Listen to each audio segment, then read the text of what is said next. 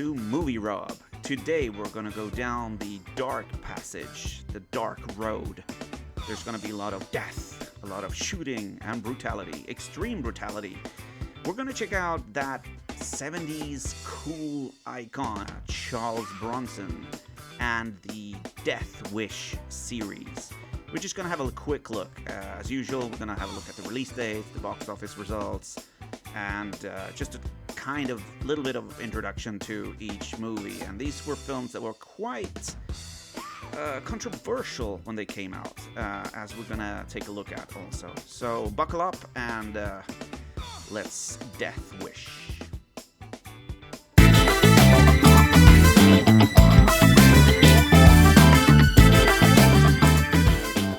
What about the old American social custom of self-defense? If the police don't defend us, maybe we ought to do it ourselves.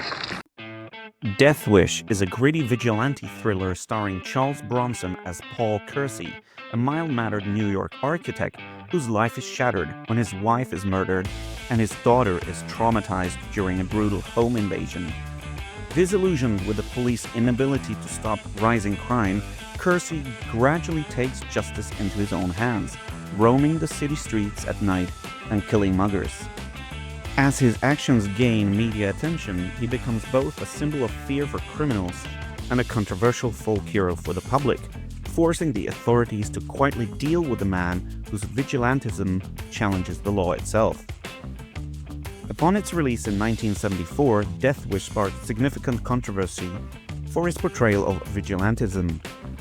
Critics accused the film of endorsing violence by presenting Paul Kersey's action as justified and even heroic, arguing that it encourages audiences to sympathize with a character who takes the law into his own hands. The film was also criticized for exploiting fears about rising crime in American cities and for its graphic depiction of street violence. Supporters of the film, however, argued that Death Wish reflected the public's frustration with crime and ineffective justice system. The intense debate between critics and audiences ultimately fueled the film's popularity and cemented its reputation as one of the most divisive crime films of the 1970s. Released on July 24th, 1974, on a budget of $3.7 million, it made $22 million in the United States at the box office.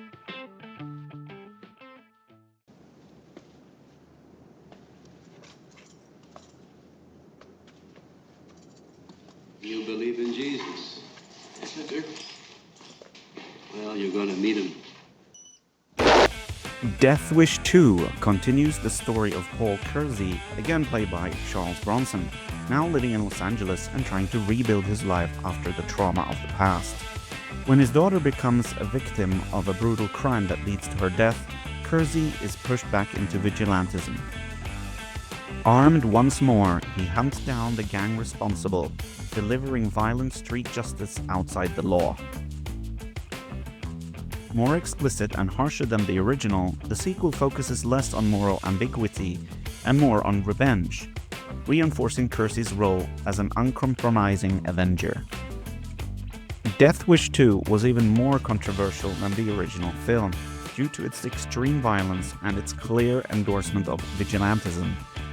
Critics strongly condemned the film for its graphic depiction of rape and murder, arguing that these scenes were exploitative and designed purely to provoke shock rather than serve the story. Unlike the first film, which generated debate among morality and justice, Death Wish 2 was widely criticized for abandoning nuance and portraying Paul Kersey's revenge as fully justified. Many reviewers accused the film of glorifying sadistic violence and reinforcing reactionary attitudes towards crime, while audiences drawn to its raw, uncompromising tone helped make it a commercial success. The backlash cemented the film's reputation as one of the most divisive and criticized sequels of its era.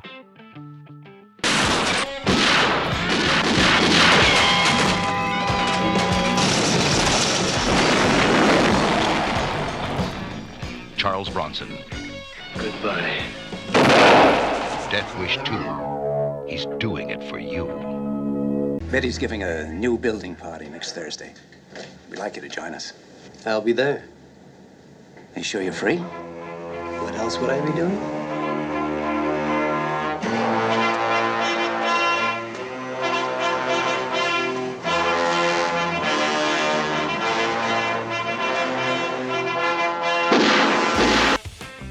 Death Wish 2 was released on February 19, 1982. Made on an $8 million budget, it made $29 million at the US box office. As mentioned, Death Wish 2 was heavily criticized by film critics, but it was very popular with audiences. Let's have a little bonus by taking a look at a film review critique between a female movie reviewer and Michael Winner, the director of Death Wish 2. Let's talk about the film itself. And I'm just wondering whether you're a little insensitive, because at the moment in this country there's a debate going on about rape. We've had some pretty horrifying cases, and surely as a filmmaker you should be aware of that. Well, of course I'm aware of it, and filmmakers and dramatists throughout history have always taken their subject matter from what is going on in life and made that into a dramatic story. And regrettably, rape, which is nothing new, regrettably, is a terrible thing, but it does happen. It is very much on the minds of the public, and I see no reason why any subject should be excluded from drama. Well, I regret to say that I don't find it possible to take Death Wish 2 seriously as a film. I was the only woman in the theatre. There were 25 men and me, and the men were cracking up at the dialogue, let alone me. I would have said, to coin a phrase, that Death Wish 2 was Barbara Cartland with blood. Now, let me just expand on that one little bit. That's a horrifying thought, Barbara Cartland. I hope blood. it is I'm a trying to get horrifying that thought, because image. nothing else is going to horrify you. You are going to make a great deal of money, and as far as I can see, that's all you care about. And fine, that's your judgment on how you run your life. Isn't that really the point? You know, you said all this in Death Wish 1. What was the reason for making a second one, if not purely for money? Well, first of all, the reason for making a second one is I thought that the world had changed substantially since Death Wish 1. The mammoth rise in street violence that we had prophesied had come about. Death Wish 1 was on many of the 10 best of the year film lists in America, was treated very seriously, and I think society has now changed enough 8 years later, which is a long time to wait for a sequel, to make a story of some relevance. And the audience is certainly finding that, because the picture is considerably more popular even than the very successful Death Wish 1. I would like to say that I think we are talking about rape very gently and nicely, and in fact the sequence, although it involves rape, also involves sodomy, which is something which is not comfortable if you love your partner and wish to be sodomized, and is extremely and excruciatingly painful if you are already in a traumatic situation. So let us stop beating about the bush. It is a very nasty sequence indeed. It is, however, worse than nasty. It is dangerous. It is dangerous because it is coy. You cannot shoot a rape sequence which ever shows female genitalia in a film which is going out on general release, because it would be described as pornographic. It is a tragedy that a British filmmaker should make such an appalling piece of nonsense, and it should receive general distribution and indeed as much attention as this film has received. This is the point I wanted to make, Sir Michael Winner, because I'm going to leave for a moment the rape, just talk about how well or badly made the film is. I mean, I know this is a personal thing, but I can think of John Ford westerns, I can think of Hitchcock movies where violent scenes were in, which were much more artistically dealt with. You have turned the camera rather blatantly on a violent act. I mean, that surely shows a lack of imagination as a film director. Well, Can't you not make your point in any other way than to be sensational? Well, you can cut away to the curtains blowing in the window or the clouds scurrying outside. I don't think that any violent act that is shown. And I don't see anything wrong today in showing what goes on in life. It was not done. But it isn't like that in life. I'm sorry, well, you Mr. don't Winner, know, it Anna. You've just never been isn't. raped. Have you ever asked me? Well, have you been raped? Yes, I have, as a matter of technical interest. Is it of any relevance to your film? No. That is not how rape takes place. You're dealing with a I'm sorry, reenactment. we dealt with many police and psychiatrist researchers on this picture. All of whom wanted to make a buck. Well, Go on. You want to make a buck, that's why you're here. You're making a buck. The people we asked guided us very strongly in the matter of rape in Los Angeles, which is where the picture was set. It may interest you, in fact, that none of them were paid, so they didn't want to make a buck, unlike you. What is frightening about your movie is it's so bad, and it cost $9 million. The dialogue is something which you wouldn't give an amateur dramatic group in Toxteth in the Marsh. The acting is wooden, very uneven cinematography, very uneven music. It's a bad movie. All right, You're it's a bad most movie. entitled to your opinion, but the public are loving it. The public are totally disagreeing with you in their millions in all the countries that it opens, which Because is it's been about sold 6 to or them. 7. No, not because it's been sold. You cannot drag people in by selling them anything. The one thing we know for sure in cinema is that what gets people into a cinema is a thing called word of mouth. People come out of the theatre, their pal says to them, where did you go last night? I saw this. Was it good? Yes, they go. Was Right. it good? No, they don't go. Right, word of We've mouth had from Michael millions Winner is spent. go, word of mouth from Anna Rayburn. About one final sentence? One final sentence is that it is obviously very much on Mr. Winner's mind to be sodomized. I hope it happens to him soon. Michael Winner, Anna Rayburn. The audience and the ever cool Michael Winner didn't care because they went on to do the next one.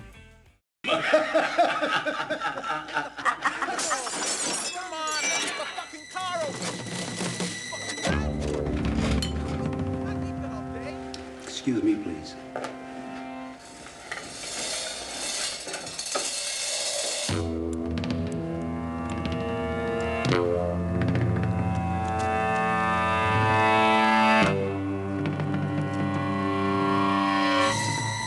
Hey.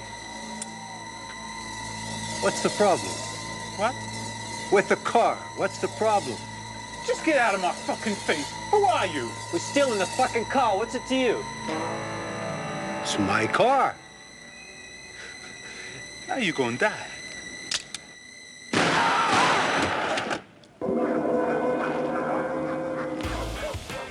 Death Wish 3 finds Paul Kersey returning to New York City, where he stays with an elderly friend living in a crime-ridden neighborhood terrorized by a violent street gang. After his friend is murdered, Kersey once more becomes a vigilante, this time openly waging war on the gang. With the police turning a blind eye, Kersey arms himself with increasingly heavy firepower and leads a one-man campaign to clean the neighborhood. The film abandons subtlety in favor of exaggerated action and body counts, fully embracing the series' shift into blunt, over-the-top urban revenge fantasy. Critics attacked the film for its extreme cartoonish violence, lack of realism, and complete abandonment of moral ambiguity. What once had been a controversial debate about vigilantism was now seen as an outright celebration of mass killing, with Paul Kersey portrayed as an unstoppable action hero rather than a troubled man. Many critics described it as reactionary and irresponsible, accusing it of endorsing vigilante justice and simplifying complex social issues into shootouts. Despite this, Death Wish 3 found an enthusiastic audience and later developed a cult reputation, often enjoyed today for its over-the-top tone rather than its filmmaking merits. Bringing justice to the streets. Charles Bronson, Death Wish 3.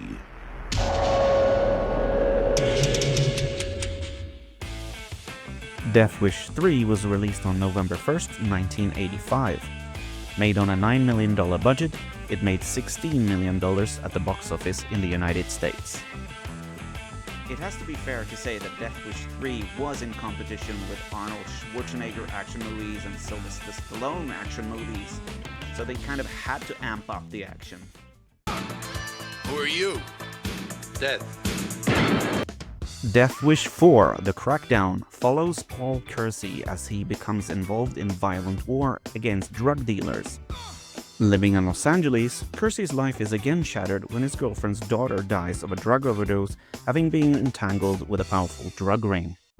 Determined to eliminate those responsible, Kersey launches a calculated campaign against competing drug gangs, deliberately setting them against one another while systematically killing their leaders.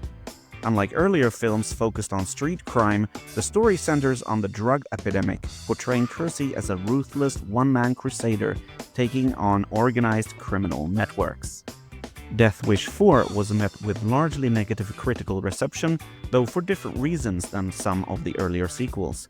Critics argue that the film had become formulaic and repetitive, recycling the same revenge setup with diminishing impact. Reviewers felt the approach was simplistic and heavy-handed. The violence was still criticized for glorifying vigilantism and portraying Paul Kersey as a judge, jury, and executioner without consequence. Performances and direction were described as flat, and many felt Charles Bronson appeared too old for the role. Despite this, the film has a cult following amongst fans. Charles Bronson, Death Wish 4, The Crackdown. Death Wish 4, The Crackdown was released on November 6, 1987. Made on a $5 million budget, it made $7 million at the box office in the United States. You got a problem? Do guns make you nervous? Guns have their uses. Idiots with guns make me nervous.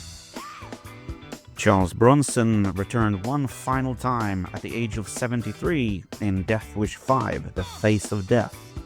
The film sees Paul Kersey attempting to live a peaceful life in New York under an assumed identity. He plans to marry his longtime partner, fashion designer Olivia Regent. When Olivia is murdered after refusing to let her business be taken over by the mob, Kersey is once again drawn back into vigilantism.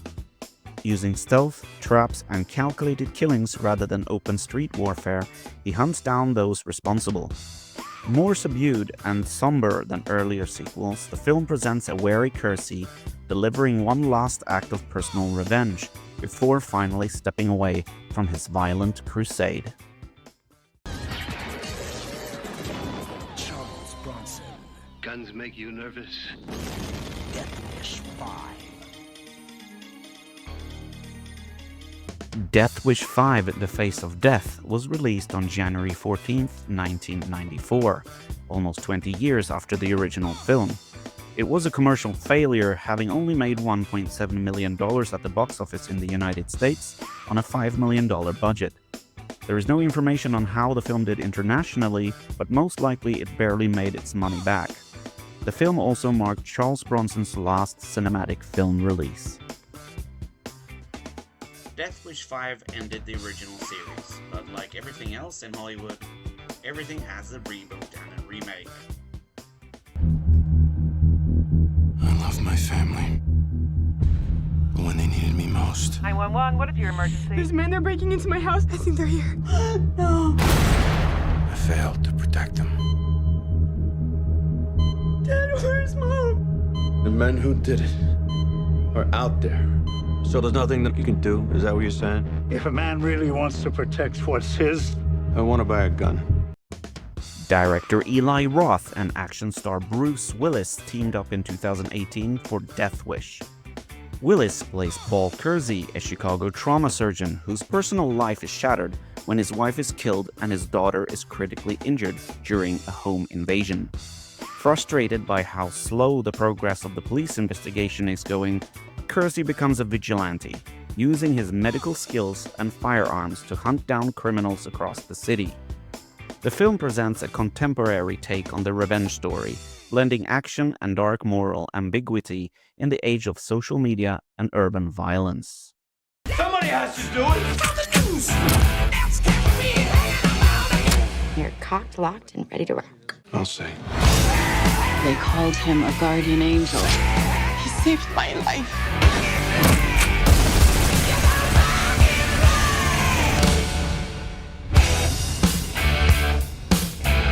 You look much better. Getting out, socializing. Not so much. Well, whatever you're doing, keep it up. Okay, I will.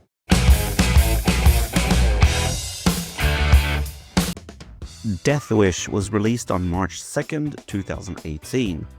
Made on a $30 million budget, it made $50 million at the global box office. So there you have it, the Death Wish film series. I hope you liked the video, click like and subscribe, and I'll see you in the next video. Have a great day, and thank you for watching.